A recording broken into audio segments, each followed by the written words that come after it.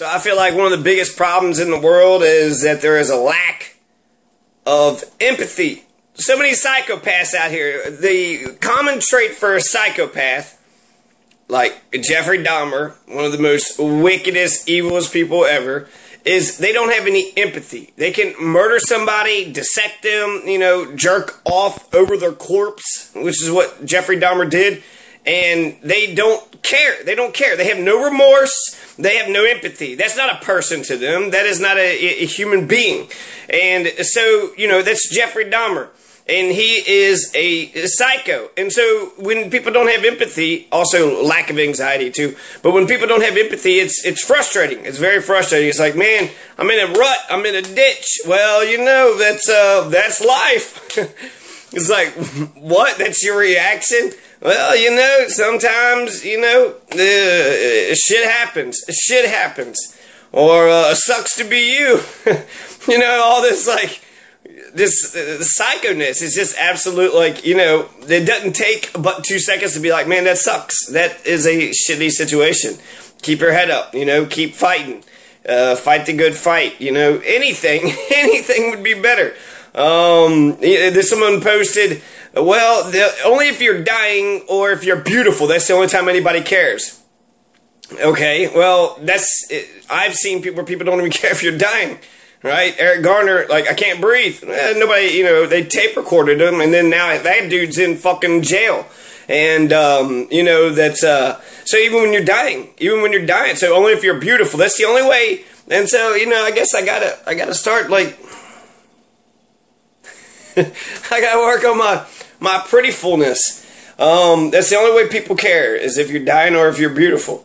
And then somebody else had posted, nobody's gonna save you. Nobody's gonna save you. You just have to save yourself. And I was like, oh God, some motherfucker, And but there's some truth to that. And even though it's not inspirational, sometimes you need to hear that. I'm not going to give anybody credit for being an asshole, because that's really, the first go-to. The sucks to be you. Well, sucks to be you. It's like, hey, I got beat up and robbed and raped, and I'm thrown into a ditch and my clothes are all muddy. Well, sucks to be you. Anyways, I got this appointment. You gotta skedaddle, I guess, I hope you have a better life later on. Next time I see you, I hope you ain't raped and robbed and thrown into a ditch with muddy clothes. It's not a good look. It's not a good look for you. And then there's also, some people always justify it, right? They always think, well, if something happened to somebody else, well, maybe if you weren't doing A and B, then C and D wouldn't have happened, right? Maybe if you weren't Jewish, you wouldn't have been Holocausted. That's the type, that's psycho. That's the type of psycho behavior. Anyways, all this is relevant. It's 15 less than inspirational quotes from a book of moral advice. So there's this guy, he's Charles H. Spurgeon, is a 19th century Baptist preacher whose London sermons were attended by thousands at a time. These sermons were transcribed and published, and every week thousands of copies were sold for a penny apiece. He also published dozens of books. One of the best sellers was a book of moral teachings written in a rustic style for the benefit of the plowmen and common people. It is essentially a collection of popular, quaint sayings such as what is good for the goose is good for the gander, organized around themes like on patience, on gossips, thoughts about thought. These sayings embody what we might think of as good old country wisdom. Some of the sayings, wise as they may be, don't exactly boost the spirit, but sometimes what we need in our age of relentlessly positive and inspirational quote sharing is a refreshingly discouraging breath of stale air. So here are 15 anti-inspirational quotes from John Plowman's talk, Plain Advice for Plain People. I'm going to mention this real quick. Tyra Banks. She made me throw up this one. That was so nasty. That was disgusting. I was like, oh, is that like an alien? It's like some sort of alien. And then it's one thing, it's like, hey, this is me, this is what I look like, but it's a whole nother thing to be like, this is me. Well, like you put your face out there too much and then you have it all distorted. It's like, oh, That's, I don't know if that's the real you. Like, who gets up that close, you know? Okay. So, without further ado, 5 minutes into it, I'm going to make this like an hour. This is going to be like an hour long. So, you know, hang with me. Hang with me. We're going to, you know, I don't know. Okay, so, reach for the stars. No. Don't reach for the stars. It is not wise to aim at impossibilities. It's a waste of powder to fire at the man on the moon. It is a waste of powder. It is a waste of a gunshot. It's a waste of a bullet. It's a waste of a bullet to shoot the man on the moon. What man on the moon? No, it's a waste of a bullet. I guess it's supposed to be like clever sayings. This 200 years ago. Give the guy a break. But anyways, it's a good point. Why try to shoot a guy on the moon unless you got like, you know, just a sharp, just one of them high-powered rifles? My God, to the moon, do we have a gun that'll take you to the moon?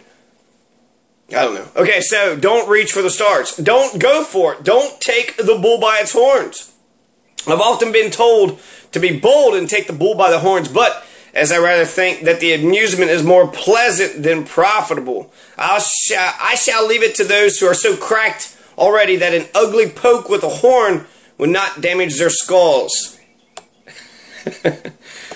Take a bull by the horns. That's a dangerous proposition, you know. Take a bull by the horns. Ugh, no, do what I tell you. I saw that one where the guy had, you know, the horn actually gone through his neck. So, yeah, right. You know, you can try to take a bull by its horns, but you know, you get the bull. You mess with the. I don't know. It will not all work out in the end.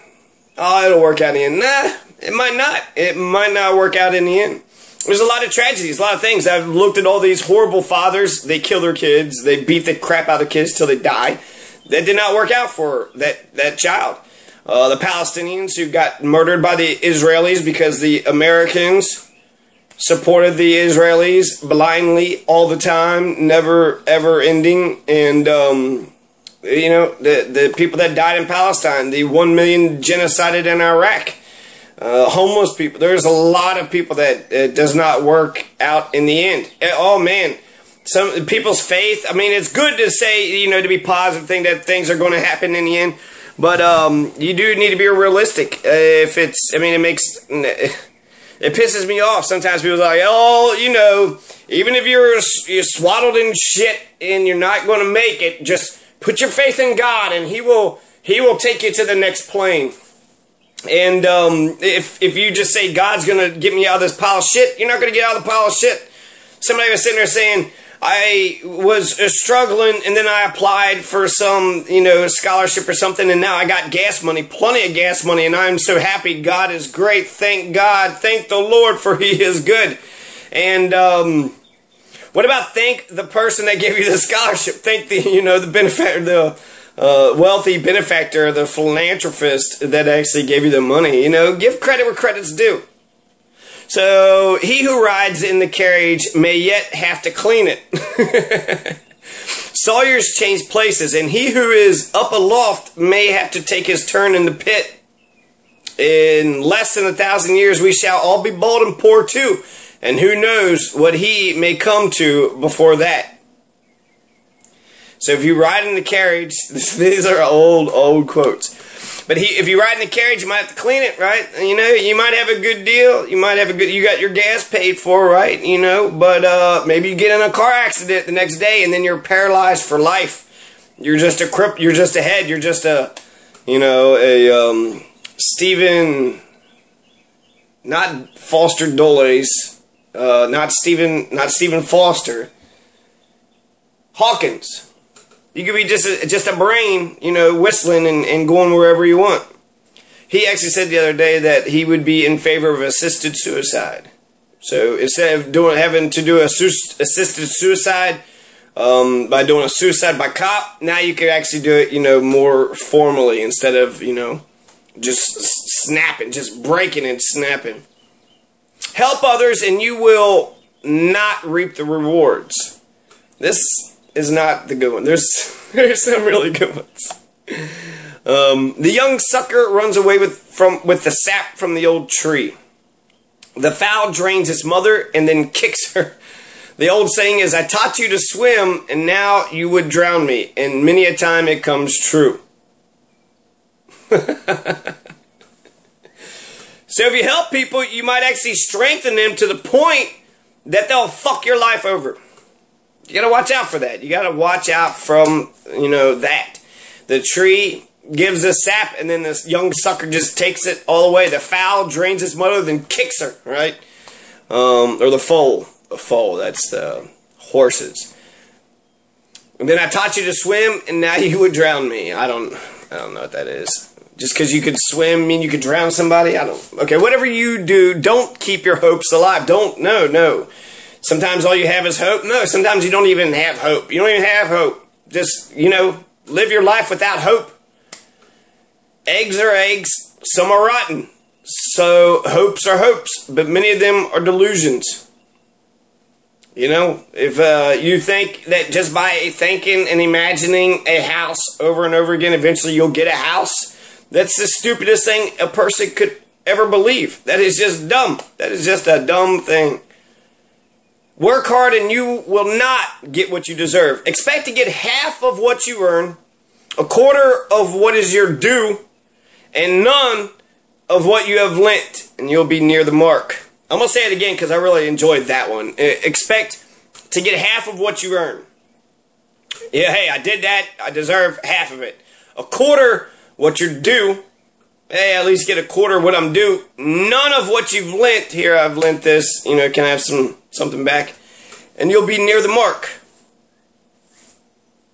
You can not always make a fresh start.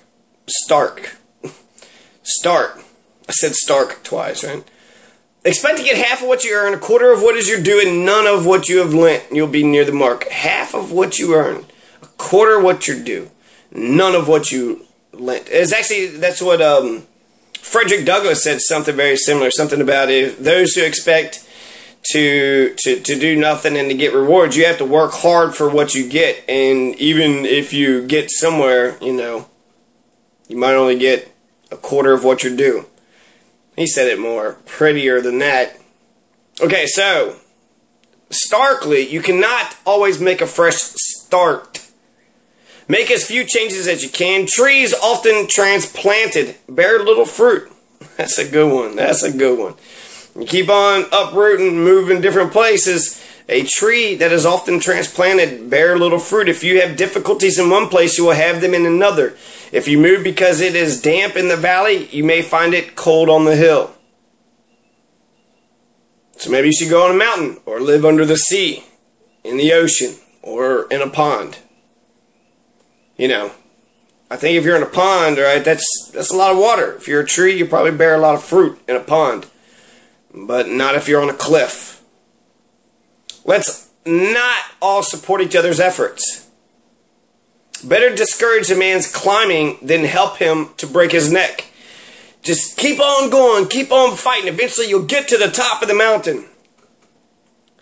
Man, you're not going to make it to the top of the mountain. Just stop. Just quit. Just quit. Do something else. Why are you even trying to climb a mountain anyway? What are you going to... There's nothing actually... There's no pot of gold. There's nothing... You don't get no... What are you doing? You get to say, hey, I climbed that mountain. Who gives a fuck? While you was out there climbing a mountain, I was sitting there working minimum wage to put food on the table for my children.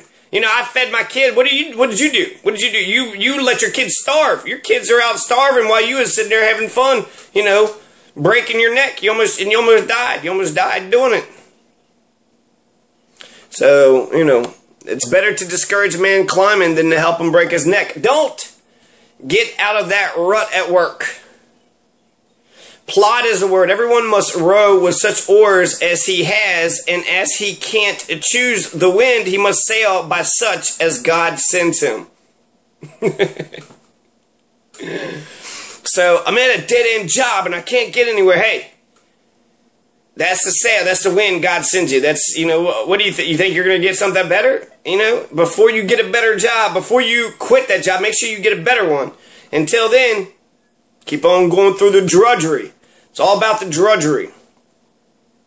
So plot is the word. Everyone must row with such oars as he has. Those are the oars you got. You can't choose the wind. Technology can not change our lives. It is far better to work with an old-fashioned spade which suits your hand than with a new-fangled invention you don't understand. So that makes you think, wow, you know, even though I got a fucking shovel, and then I see all these people with all the, you know, machinery, and then they plant a billion fucking rows of corn, and I could just plant like goddamn 20 fucking, you know, individual corn, and that's it. My God, that motherfucker will be making, you know, just a million times more corn than what I make in a year, so he'll actually get richer and richer exponentially and just be a billionaire, right? And then I just have, like, you know, a couple ears, which probably will be, like, all rotten. The crows will get into it. But this guy is sitting there saying, you know, if you know how to work, you know, a spade, use the spade to the best of your benefit. Don't try this new invention, you know. Maybe the invention just, you know, maybe you fall into the invention, right? Maybe you fall into the corn planter, and then you're dead. You're dead. So what good was it to be raising all that corn if you just fell into the corn planter? Okay, so, you cannot be your own best friend. You are your own best ally, but it says you cannot be your own best. Beware of no man more than yourself. We carry our worst enemies within us. So we are our own best allies, and we are our own best enemies. So, you know, we got that duality in us. So don't ever trust yourself. You gotta trust. I don't know who you would trust if you don't trust yourself. Okay, so be afraid to depend on others when you need to. Be afraid. Blessed is he who expects nothing of poor flesh and blood, for he shall never be disappointed.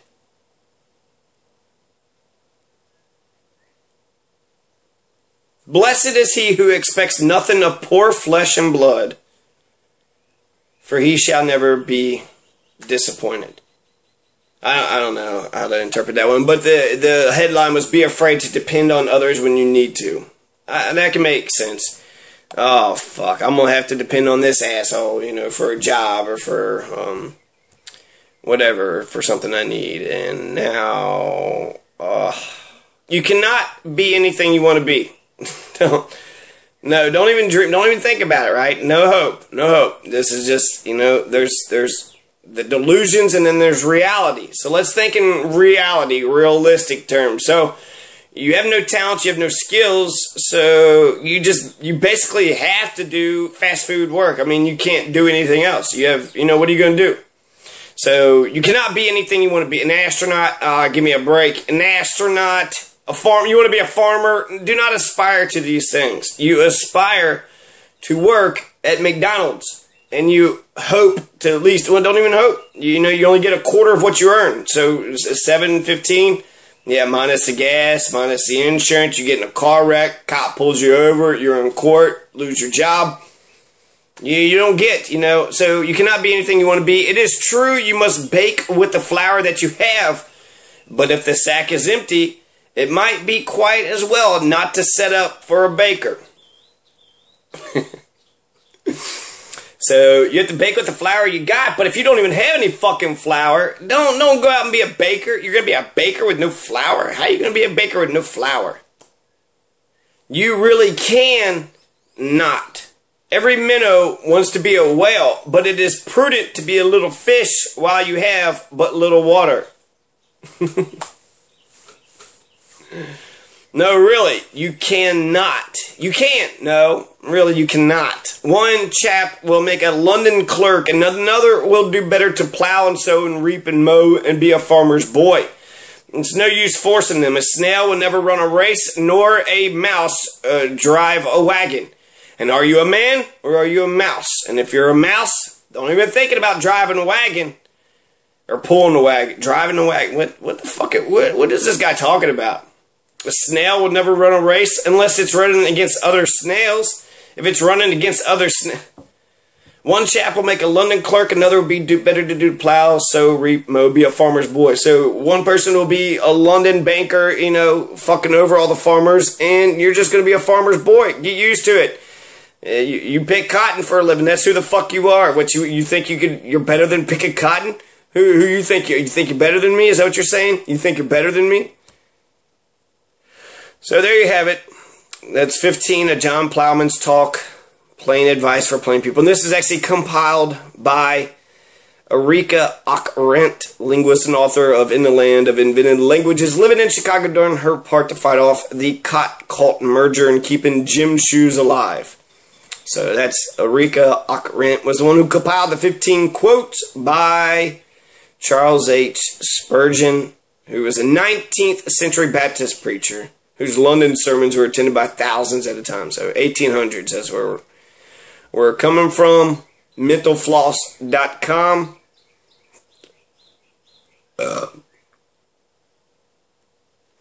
So I'm TV's Jonathan Masters. Peace out, Kentucky.